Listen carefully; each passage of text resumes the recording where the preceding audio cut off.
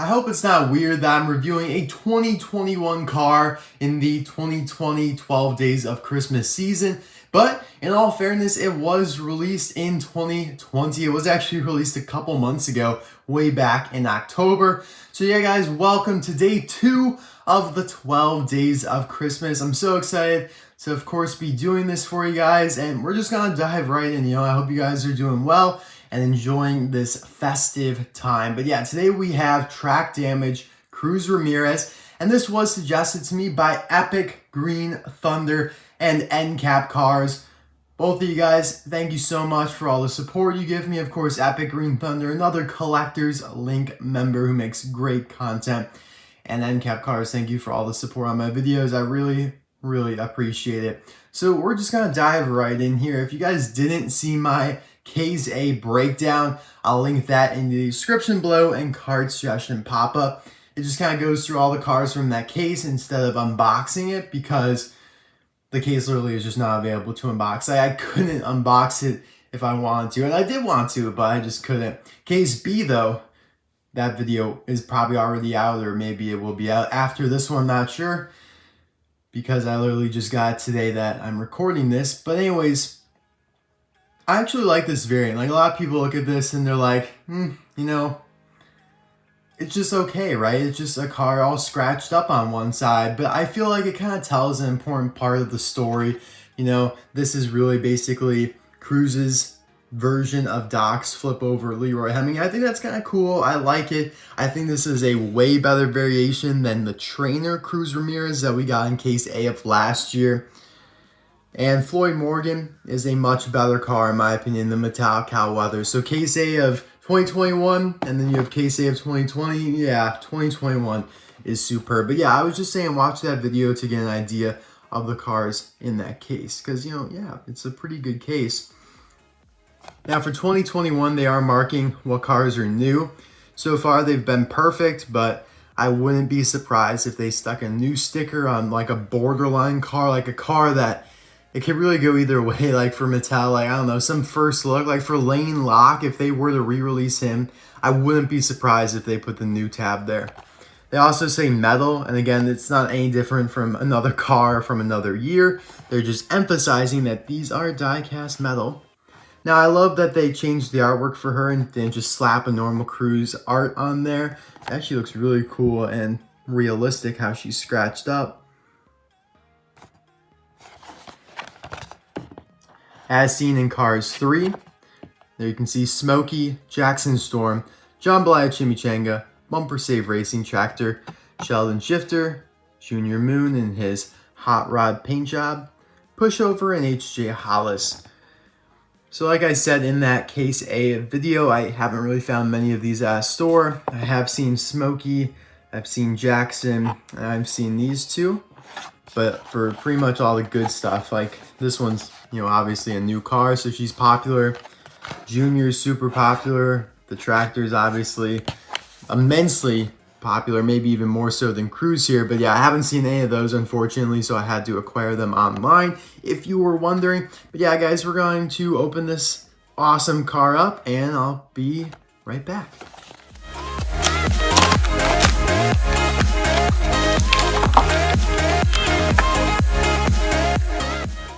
Alright, so here she is out of the package, and she looks great. She actually has a new expression, which I wasn't anticipating. It looked pretty much the same from the package, but upon closer inspection, it is slightly different. The eyes are a little closer together, and the mouth is now painted, or it's just open a little bit more, and I like that. I mean, it looks quite a bit different, even though if you kind of look at it a little bit more closely. They are very similar expressions, but a minor tweak really changed the whole appearance. Now, I'll just slap a picture on the screen there of where she appeared in the movie. Obviously, it was toward the end when she flips over Jackson Storm during the Florida 500. Basically, though, when he rammed her into the wall. My goodness. Jackson. So, yeah, nice expression. Now, the main thing about her is going to be like this tarmac or pavement detailing, basically, around her. There's a good word for it. Yeah, like just kind of the pavement tarmac. I don't know. Asphalt, yeah, asphalt detailing. There it is, Disney Docket. So yeah, you can see around her fenders here, you know, it's coming up. Now this isn't exactly from the wall, like sometimes it just happens. It's actually very normal. But now this is what's not normal, is when she starts, you know, scraping up against the wall. And yeah, they did a pretty good job with this. Obviously, it is a little blurry, you know, like some of this kind of blends in with the decal, but it looks really cool. Like I have to say, it's a neat effect that we've never really seen on a car before. Like we don't really see cars that look, you know, different on one side and perfect on the other. And it's cool. Even on this side, they add like some of the like, again, asphalt. Looks like some oil splatter too, almost. And it just looks super realistic and a very appealing looking car. You know, it's very glossy. So taking a look here at the Rust-eze decal, it looks really cool. She's kind of got a little sparkle to her yellow paint. You got the roof flaps up there.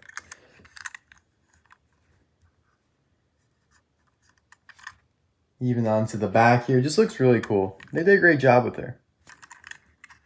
On the back there, you can see her little CRS trunk emblem, and then you have the little red road that Ramon paints on there that comes from the 5, which is such a cool design. Too bad she only wore it once. She ended up going to Dynaco, so it was a one-time use. Hopefully they use it on somebody else in the future. Really nicely done. Taking a look here at the base, N31A. So she was produced in the 31st week of 2020 at the A factory. N stands for the year, 31 for the week, and then A for the factory. And you'll never see anything but A. I think they only use that factory. They only have one factory. It's probably a really big factory though. Now the biggest difference that you wouldn't expect, obviously you expect all the asphalt detailing, but the biggest difference that you don't expect between this version and just, you know, this is a normal Thailand Rust-eze Cruz. You know, if you don't believe me, you can see made in Thailand.